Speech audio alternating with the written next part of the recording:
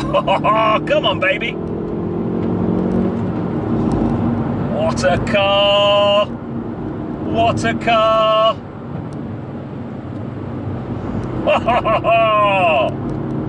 Let's get this back to the barn and I'll tell you all about it.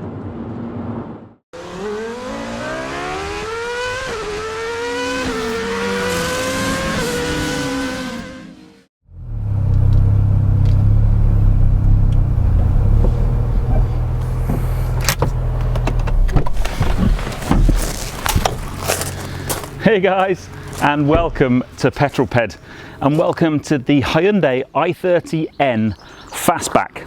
Now, last year I was lucky enough to spend a whole week with the i30N Performance hatch, a car that impressed me a great deal. And when Hyundai announced the Fastback version, I was straight on the email asking for one, and unfortunately the Hyundai press department don't have a huge number of cars on their fleet, so it's taken me a while before my name got to the top of their list. But I've spent the last week with this car and I've really enjoyed it, and I thought I would share my findings with you. Now, let's kind of start at the back of the car, an unusual place for me to start a review, I know. But for me, I think the striking part of this car is the rear. The front looks very, very similar to the hatch, but the back, this styling, I love this, especially in this spec, this white spec with this little black lip spoiler, this scoop here, I just think looks absolutely spot on. Lovely big twin exhausts. What I would say, I'm not a big fan of this fussy badging. I would probably debadge. I'd certainly get rid of this one here. And normally I don't like debadging cars, but I just think that's a little bit too fussy. But let's put that aside. The rest of the rear of the car looks spot on. And more than a few people have said to me, and I agree, that this back end looks very kind of Mercedes-like, especially the kind of Mercedes coupe style. That's a big compliment. If we move just around the side, what I would say with the fastback shape, the roof line has been lowered and it clearly slopes lower down. And what you end up with, this area here, this is a very small window, so you get a little bit of visibility out of there, but there is a bit of a blind spot on either side, which you kind of don't get so much in the hatch. It's not a showstopper by any means, but worth noting. Apart from that, on the outside, beautiful set of alloys, just a really clean, smart looking car. If we are at the back, let's just have a chat about the boot, because one of the big differences between the Fastback and the hatch is you've got a normal parcel shelf format, but you have a bigger boot. This is a 450 litre boot. That's 55 litres more than the hatch. So a huge amount of space with the seats up. You can drop the seats to give you load space into the car. There is a strut brace across there, just as there is in the hatch. And when I did the hatch, many of you pointed out you can remove that strut brace if you want to kind of put flat loading or, load stuff right into the car. I think that is a bit of a faff, but you can do it if need be. So yeah, drop the seats, lots and lots of practicality. So it ticks lots and lots of boxes in terms of practicality, external styling. But what about this reduced roof height? Does that impact any of the rear passenger comfort? So I am going to do this review a little bit kind of back to front. We've started at the back of the car. Let's jump in the rear seats, have a chat about rear seat passenger comfort, and then we'll jump in the front, because these cars come as standard with a huge number of toys, a very high level of spec. Very impressive actually. And we'll talk through some of the tech in the car, and then the most important bit is we'll take it for a drive. This car is all about the driving. But let's jump in the back and see how much leg room and passenger room there is, or maybe is not. Now, one of the big challenges with this car is if the seat's back for a long-legged driver, you don't have a great deal of leg room, and I don't think that's any different than the hatch. The roof line is a little bit lower. The whole profile of the car is lower, even for the front seat passenger. But even with that, I've still got a couple of inches of headspace. So it's not too bad in terms of the feel in here. It's quite dark in here. This car doesn't have a sunroof, but the trim and so on, we'll talk about when we jump in the front, because the front is a really, really well-equipped, very nice place to be. Now, let me try and extricate myself from here, and we'll jump in the front of the car. Terrible hay fever, by the way, today. Sorry for the sniffling.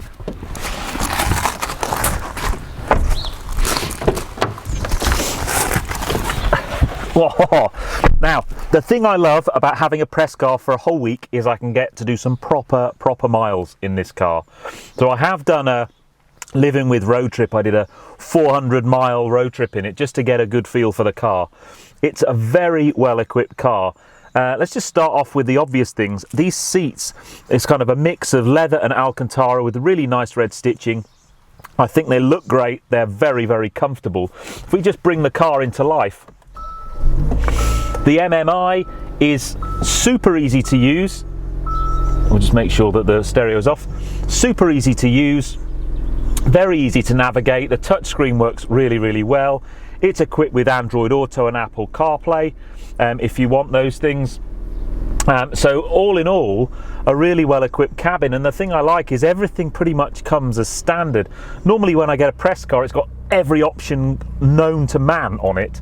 This car has no options whatsoever. Everything in this car is standard. So a little bit about the performance. So up front we've got a 2-litre 4-pot turbo. That's producing 275 PS and just a smidge over 350 Newton meters. 0 to 60 is dispatched in just over 6 seconds, so it's certainly sprightly, although interestingly my Mini has more grunt than this, and it certainly feels faster, but it's fast enough. What I would say is when you start going into the various options in terms of setting up the vehicle, you can do a whole bunch of stuff in there, and there's a whole range of driver modes. Now on the steering wheel you've got a drive mode button, and you've got some basic ones. You've got Sport, Eco and Normal, and then you can go into N mode with this button on the right hand side. By the way, when I had the hatch last year, these two buttons here were kind of pale blue colour, and I just thought they looked awful. At least these are now much more kind of in keeping with everything else, far more subtle. I like that a lot. But you've also got an N mode. Now what I would say is when you start going into custom and you start looking at all the different options, it's mighty complicated. There are so many combinations and permutations for how you could set this car up. I think it's a little bit too much. For me, the mode I've been using all the time since I've had the car, I set up an individual mode and I put everything to sport, apart from on the chassis setting you've got a suspension setting, and suspension can be basically normal, sport or sport plus. If you leave the suspension in normal, that just gives you a slightly more compliant, supple ride. You can set the steering to Sport or Sport Plus. Again, I've got that in Sport, so it's just nice mix. Everything else is on the sporty session, so you get all the noise. You can set up auto rev matching. It's great, but I just think that is a bit too complicated, and I think the vast majority of owners would probably use that on day one, set up a custom mode, and just go straight into that with the push of that button when you start the car.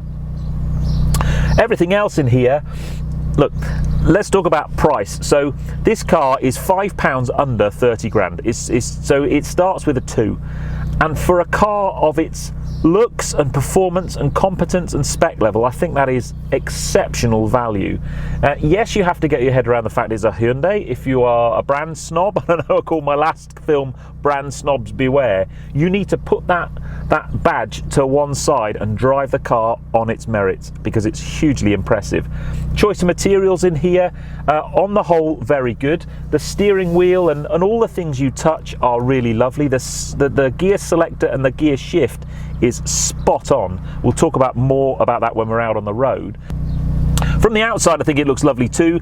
It's got a beautiful set of wheels, lovely diamond cut wheels. We got the red brake calipers up front with a big N logo on it. I think from the front it looks great. It's got like a red piping along the bottom of the valance.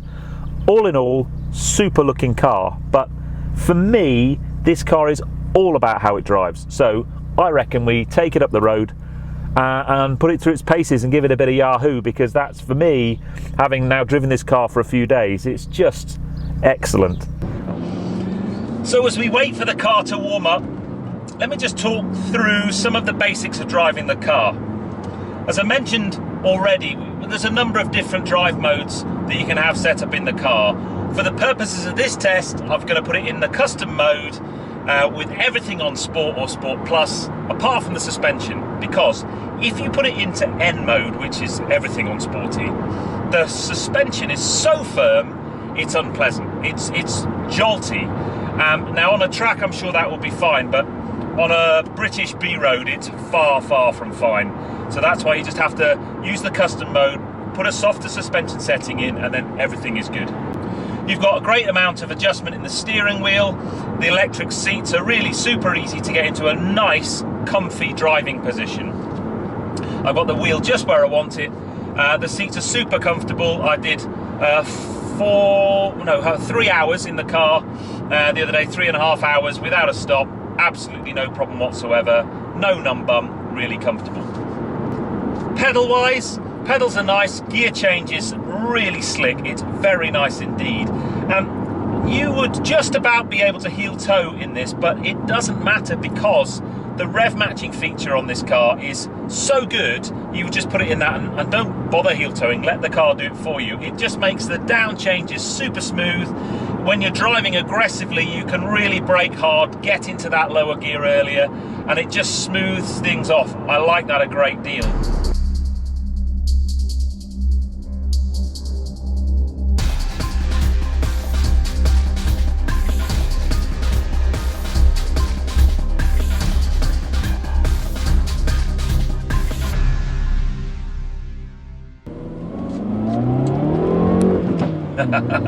Pops and bangs.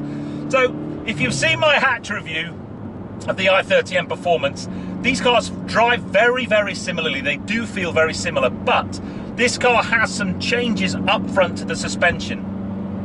So the rebound rates have been changed slightly. The anti-roll bar bushes have been changed and upgraded. Bump stops are different. So it just gives the car a slightly different front end. And although it's going to be very difficult for me to demonstrate that in the dry, when I drove this car in the wet on my living with video, one of the things I was trying to do was to get axle tramping. In the hatch, it axle tramped quite badly when it was wet, you know, the bouncing up and down of the front axle, and I didn't notice it so much in this.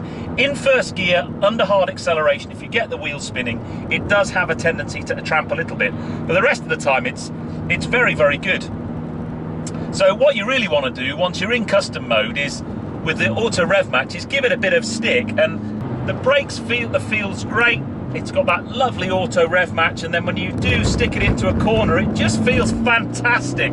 Even in this softer suspension setting, this is just such a good fun car to drive. It doesn't have immense amounts of poke. 275 PS, so what's that? Just over 270 horsepower, about 350 Newton meters. It's not ballistically fast, but I quite like that, because what that means is you can really push on, you can really drive this car hard, and you're not going stupidly quickly. You can exploit all of the car's performance, you can rev out the gears, you can really have a good spirited drive and not end up doing ridiculous speeds. Look, you're going to break the speed limit if you're not careful, but it's a really nice car to exploit, and it's a bit mini-esque in that respect. It wouldn't be like, I don't know, something like if I think about my S4, when you really push on in that, it's so fast and so rapid, you have to be so careful. In this, that's just not the case. You can really chuck it around, have a bit of fun. I do love that rev matching, it just is brilliant. And then you get the kind of cracks on the upshift. Well, there's a street cleaning lorry right in the wrong way there. So let's just, you've got change up lights on the dash, which adds to the sporty feel. The exhaust is nice. It's not ridiculously poppy and bangy like my Mini. It's just nice. It rewards you on the upshift. You normally get 2 or 3 cracks. You get a little bit of a rumble on the downshift. And yeah, just when you get on a bit of open road like this, you can really start to feel the car, and it's very composed. Brilliant. Honestly, if you've not driven one of these, this or the hatch, to drive, for me, they are difficult to split. They're so similar. You would go for this, I'm guessing, if you like the form factor, which I have to say I prefer. I do like the styling, that little ducktail spoiler, the little lip spoiler in a contrast black colour on the back just makes the back of this car look wicked for me.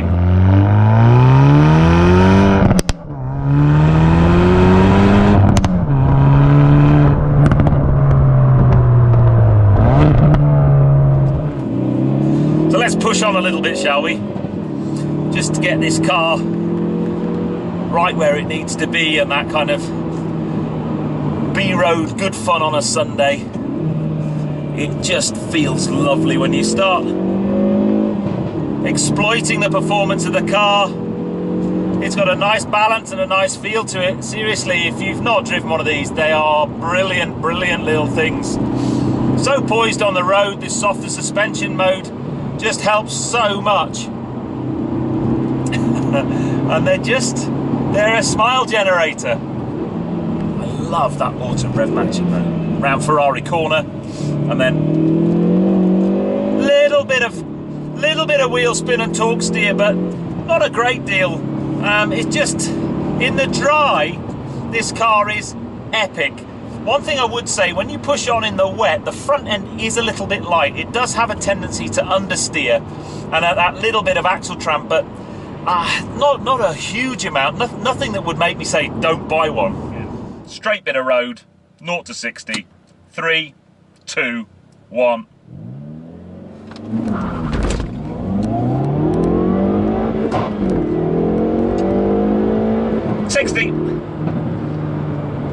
Helped by the fact you can do 60 in second gear, so you actually only have to nail the pull away in one change. That felt pretty sprightly, to be honest.